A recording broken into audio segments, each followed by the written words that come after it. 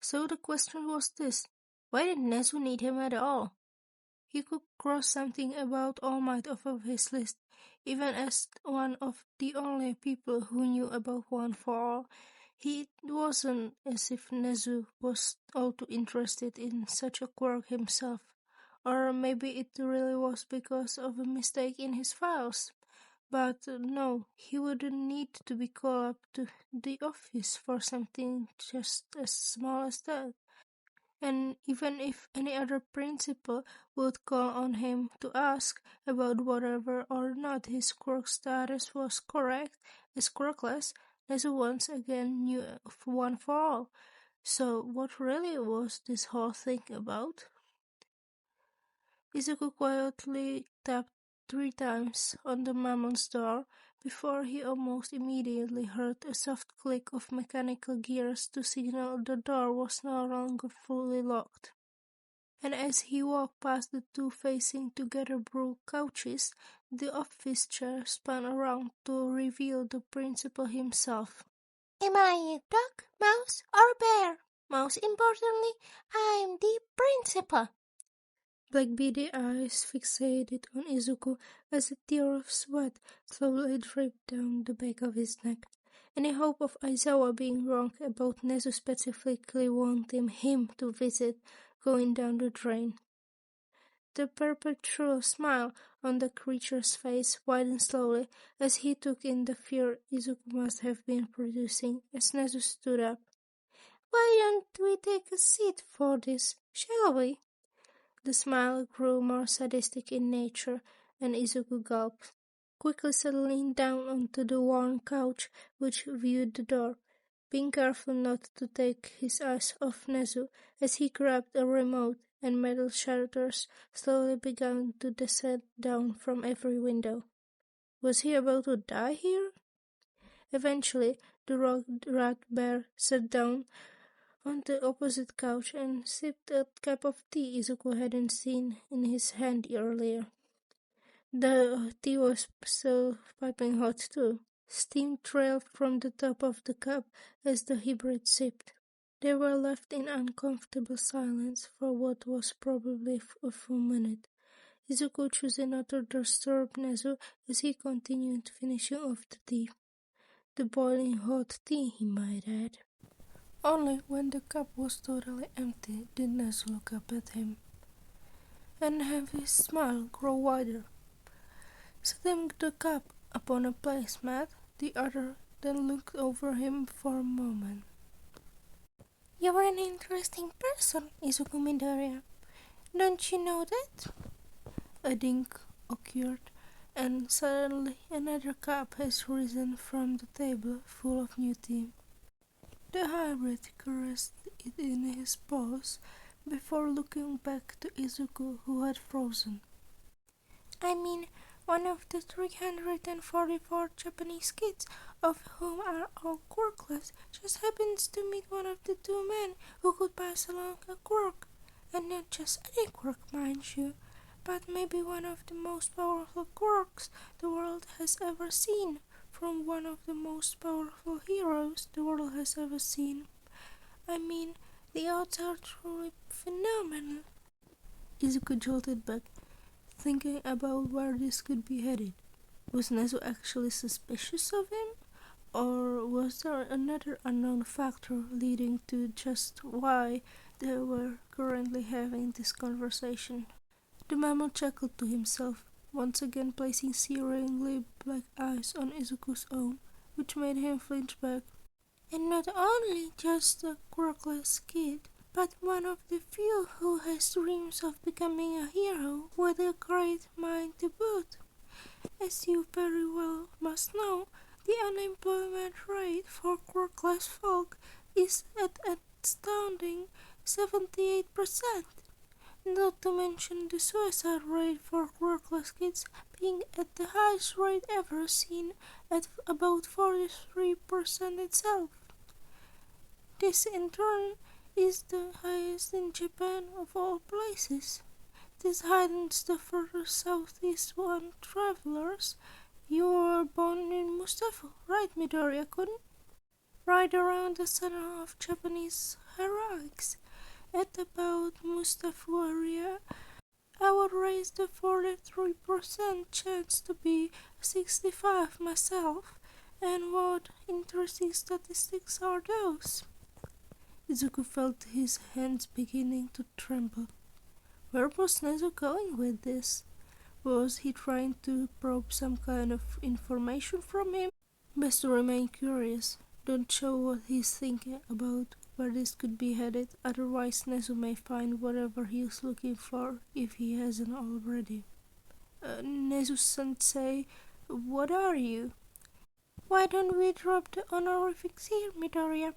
I have a task for you, and while I may be humble enough to understand I am not the smartest person in the world, I am also realistic enough to know that I am one of them.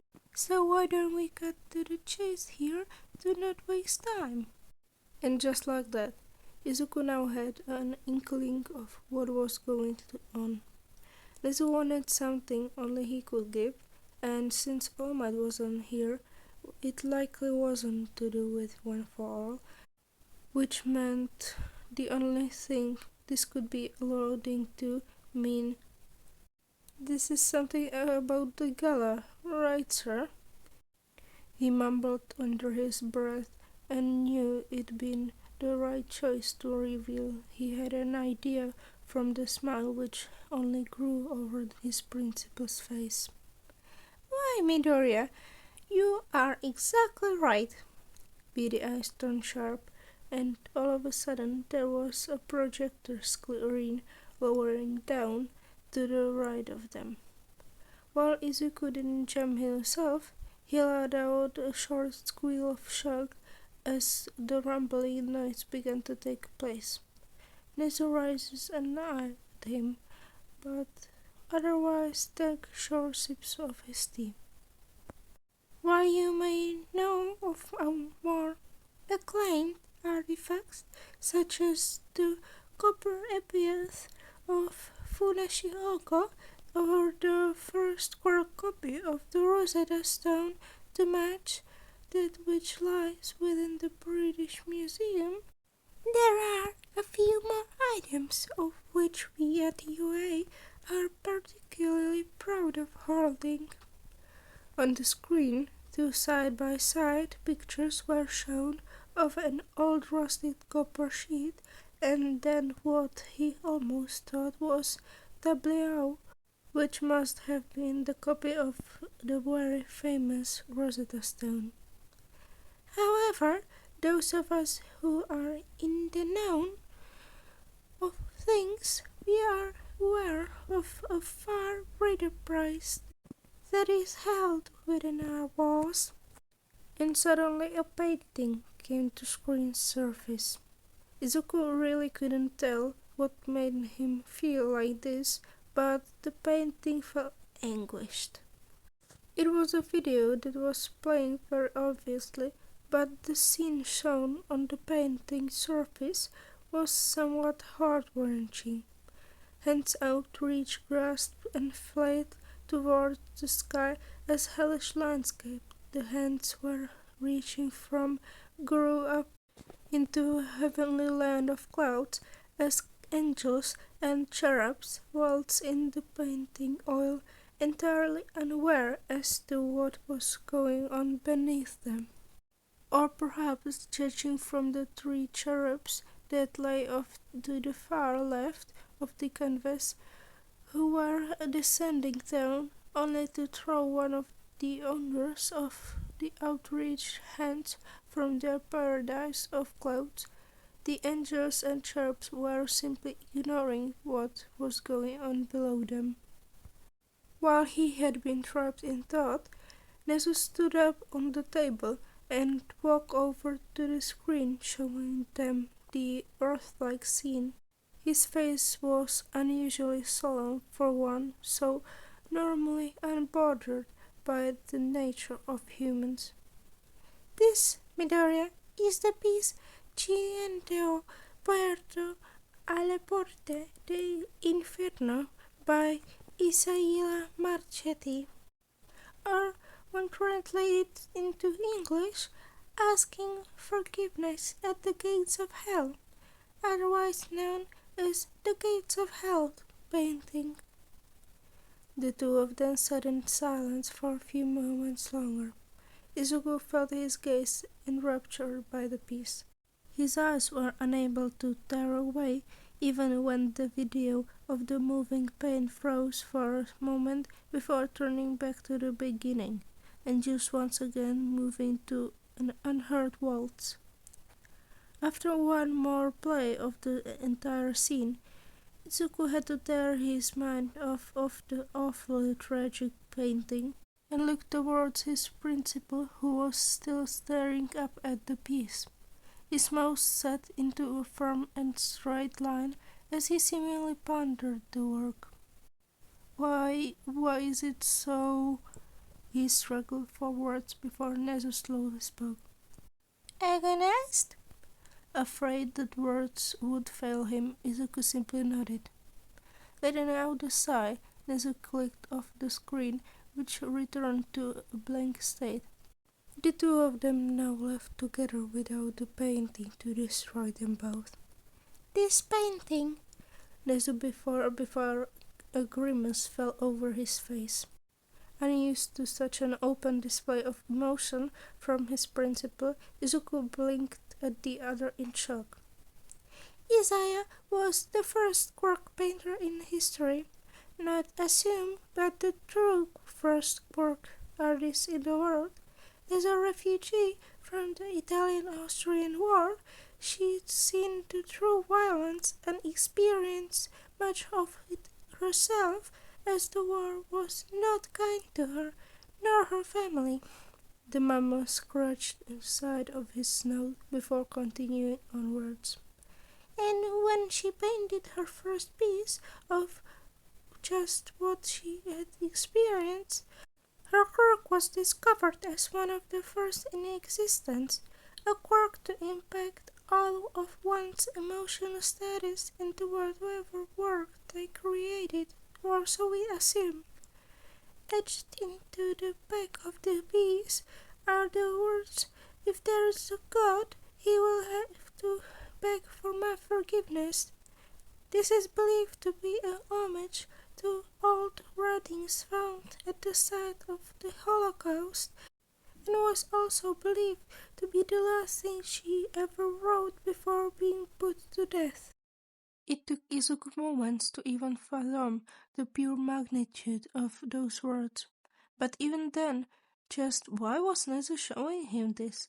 Why was he allowing Izuku an insight into this tragic visualization of someone's pain? Why are you showing me this?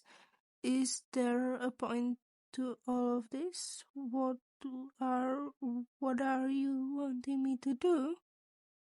A bit of frustration bled into his last words, but Nedzu didn't even blink, cupping the tea in his paw with his fur on end and ears pointing upwards. The mama sent a solemn look. His eyes locked with Izuku's as he spoke. In 3 weeks, the gala will occur, and in 3 weeks, I want you to rob you away, blind.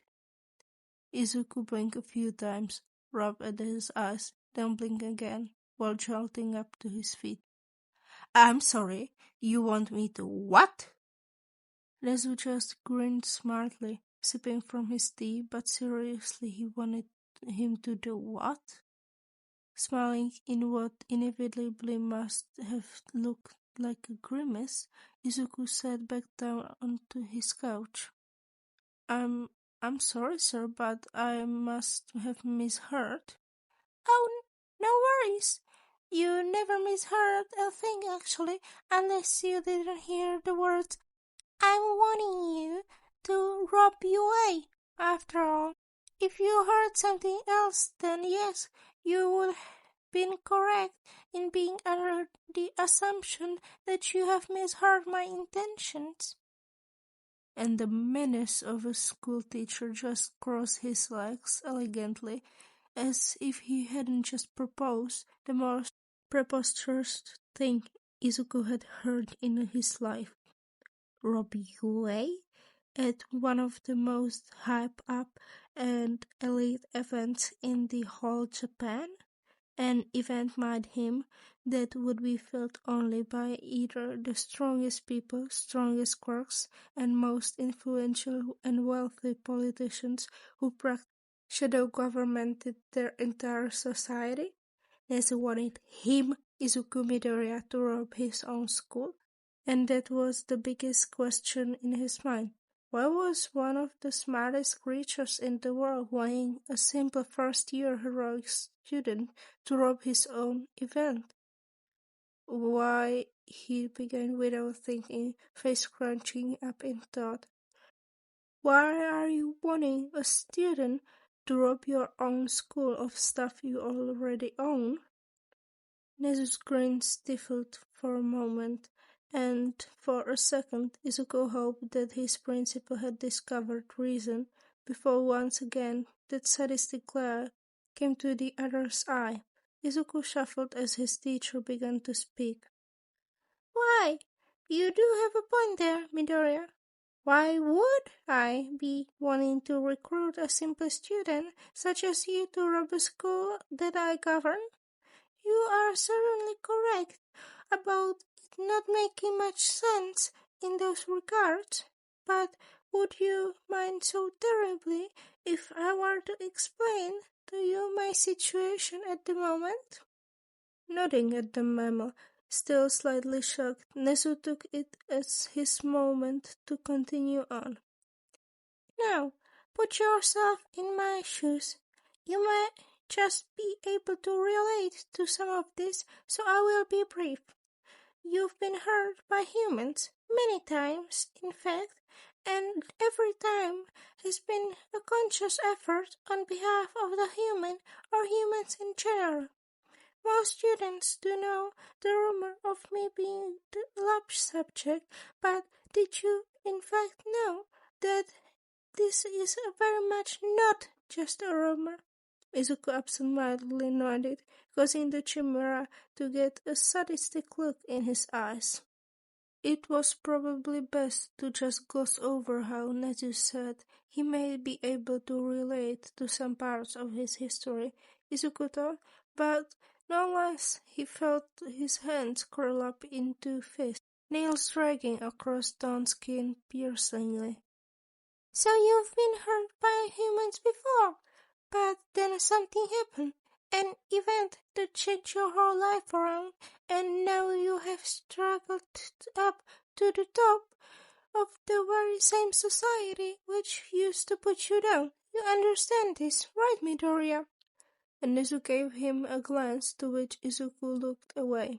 Eyes focused on the nearest object in the room, of which happened to be the screen, which was still pulled down. Nedzu hummed in acknowledgement, probably taking from what he would. And then, after a lucrative career, and this is where the similarities appear of for us hopefully, you find yourself at the end of your time doing what you enjoy. Not death just yet, but facing a sort of forced retirement. Wait, so Nedzu was being forced into retirement? The thought of UA without the mammal as their principal felt off. Nedzu had been running UA from even All Might's time and supposedly should be able to spend around 20 or so more years as their principal without too much of a fuss. But forced retirement? When the creature clearly didn't want to retire himself? Yes, forced retirement. You are correct in your assumption that I certainly wish to retire on my own terms rather than the hero commissions, but here we are. Izuku's eyes widened. His hands released from their fist as he brought in the information. The Hero Public Safety Commission was trying to get Nedzu to retire? The HPSC? Yes, it was true that Nedzu and the HPSC had fought in the past, from Nedzu's rule changing differentiating from those which the Commission had wished to put in place, to how the Commission simply just refused to take UA's side in events such as the USJ disaster or the press conference held after their failed training camp, but to think they were actively trying to get Nedzu kicked from his job? Well, it made a disturbing amount of sense. After all, how was it that Endeavor was still held at the #1 spot as a hero? There had to be medical documents from the number of times he'd hurt Todoroki. How was it that so many heroes in the line of duty became corrupt? The sheer amount of heroes that had been working directly under the control of the Commission who would proceed to become villains, not even to mention the fact that the employees of the HBSC were politicians and practically governed the whole of Japan. As he was thinking, Nedzu let out a quiet chuckle, setting down his second finished cup of tea for another one once again to pop out from whatever mechanism was a part of his office table. I see you are able to understand just how serious this problem is, aren't you, Midoriya? Izuku looked back up at the memo, cringing softly at the piercing look which was fixated on him. I have some questions, if you don't mind. And the principal's grin grew even wider. Why, of course, Midoriya. Do ask anything you wish to have clarification on. Nedzu rubbed his paws together, brushing off his suit as if it had never been there in the first place. I will attempt to answer all of them as truthfully as possible. He started off with the first question that was most plaguing his mind at the moment. So, why do you want me to steal something from you? I don't exactly understand how all of this relates to your current problem. Nedzu's eyes grew even sharper as a faraway look came to his face. My, I never truly did explain to you just what the point was here about your new objective, although I would never truly force a student into doing something that they are so against. Allow me to explain what I can. Izuku shuffled around to get more comfortable as his principal began to explain. If things go the way that the Hero Commission plans for them to go, I will be announcing my retirement just after the gala. While their threat to remove funding from the school would impact our resources, I have made enough calculated investments to make sure that anything in those regards would only affect us minutely. Now, the true kicker here is this. Nedzu shuffled forward with the more serious look in his eyes that Izuku had ever seen from the creature, making him flinch back by a millimeter. Reputation. The HBSC will send out a missive to all the top heroes and other figures in the limelight to force them into denouncing the school if they are wanting their jobs. That made so much sense. UA was the most popular school in Asia for all the heroic students, based on the reasoning that high-ranked heroes often remark on it as being the reason for their quick succession up to the top. Izuku unfolded his legs and distractedly began to tap his foot against the couch he sat on. All Might may or may not still be held in quite high esteem, but if even just Endeavor denounced UA as being fraudulent lie or being unsafe, which had in all honesty been declared by the numerous amount of villain attacks they had faced so far this year, what would be stopping the most powerful corporation in Japan from taking over their curriculum? What would be stopping the HBSC from finding out about One for All? He didn't want to be trained however Hawks was, didn't want to be brought up in school other than UA either. This place had become his home. But if Nedzu thought that would be enough to force him into saving Principal's failing career, then he would have another thing coming. And how does it tie into the whole stealing thing? Instead of actually answering him for once, because why on earth would Nedzu ever give a clear answer? The principal sighed, looking down at his boss contemplatively. Are you aware by any chance of recent overhauling of the commission structure? Yes, he did know this one. Probably everyone knew this one. What did it have to do with what Nedzu wanted from him? The appointment of Nishimoto to the head of the HPSC, or do you mean their recent change in laws for public work usage? Nedzu clapped his hands together in glee, which caused Izuku to give the mammal a concerned look.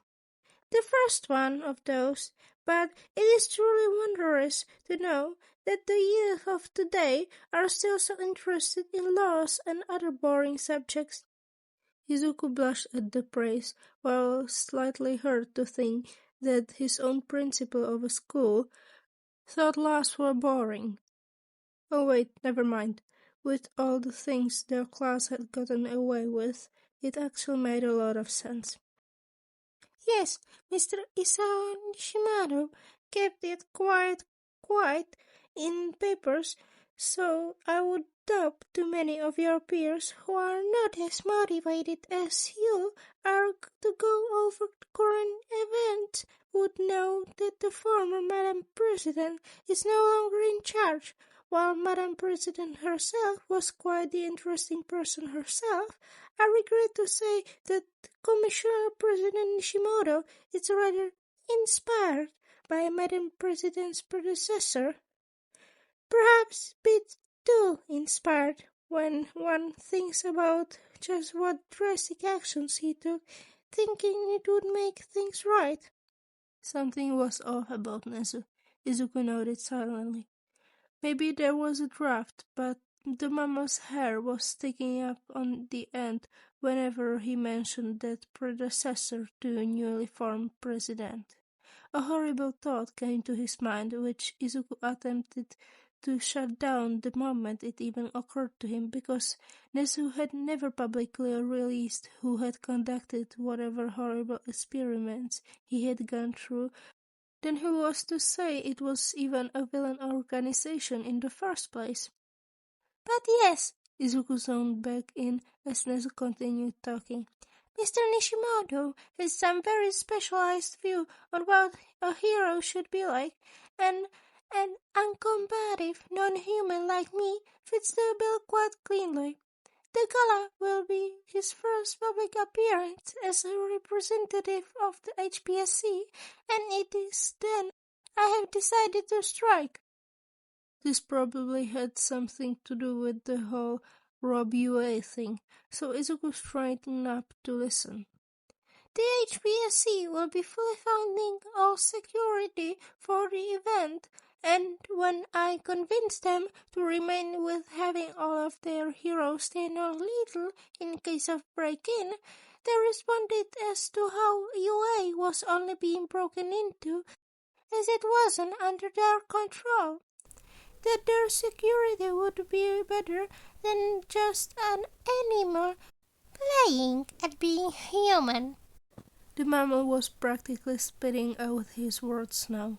A smile still stretched over his face, despite the sheer amount of anger and sadism on the creature's face at the moment. It would be an event very reminiscent of our old Civil War exam. A theme led by one student tasked with facing heroes at their own game. If you can succeed in taking the task items I will be assigning for you to steal, and all you need to do is remove them beyond the borders of UA, of course, then you will be able to save the school from HPSC's control. It is simple as that. And the room was silent. Izuku was internally panicking as sweat ran down his neck because it wasn't as simple as that. Stealing a painting that was supposedly on full display in front of the greatest security Japan has probably ever seen before, with heroes and other powerful figures surrounding him every move, was practically impossible for him. He would mess up in 1 second and then boom! The entire hero force would catch him, and while at least Nedzu would be a cover for him while he was doing such a thing, it still meant that the biggest heroics organization in the entirety of Asia wouldn't hold him in very high regard. You know, the organization of which he has already clarified is basically a shadow government for his entire country. The moment he was turned out of high school, then he'd be denied a heroics license. Or perhaps even worse. Wait, Nedzu had said he'd be stealing items. Items with an S. Were there going to be multiple things he had to steal? It is very intriguing to hear the signature Midoriya Mother Star myself, I must say. And yes, you do bring up some very valid points. Yelping softly upon realizing he'd been talking out loud for just who knows how long, Izuku began to stutter out an apology. I'm sorry, Nedzu-sensei, but I don't think I would be able to even touch the painting without being caught. He heaved, but the mama simply took his cup of tea and sipped softly in thought. I think I may have something to ease some of your doubts. May I elaborate? Izuku nodded eagerly, relieved to be getting any clarification in the slightest. Now, I'll give you some insight into what you'd be dealing with if you so choose to take this mission, and I will also answer some of your questions. Firstly, the HPSC are not as blind to this as you'd think.